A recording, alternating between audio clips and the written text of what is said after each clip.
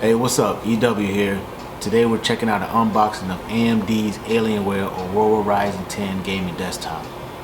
Finally, we have the Alienware Aurora R10 in the house. Packaging is very simple. It's black and white. On the sides it's black. You got the exploded version of the picture of your PC. Also, you have the specs on the side. On the front and the back, you have the Alienware logo. Pretty simple. And on the other side, you have the Aurora font. That's pretty dope. Once you open up the box, you're going to find everything you need to get started. Keyboard, mouse, power cable, and pamphlet. At the bottom, you're going to find your PC protected by 2 styrofoams, one at the top and one at the bottom. I always wanted to do this. Let's see if I can pass the peel test.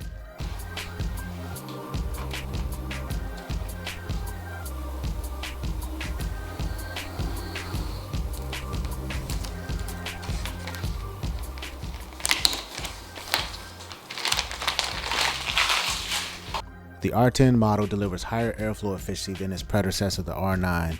Cool air is drawn in from the front, and the heat is exhausted from the top, back, and the rear. The design almost reminds me of a jet air intake. In the back, you got 10 USB slots, 1 Type-C, audio and Ethernet ports. In the front, you got 3 more USB, 1 Type-C, microphone, and headphone jack.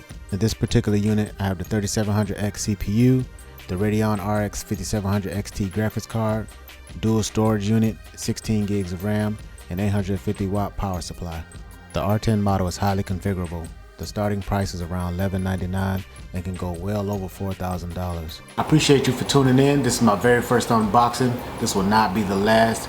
Make sure you hit that subscribe button and that notification bell for future videos. I'm EW. Peace.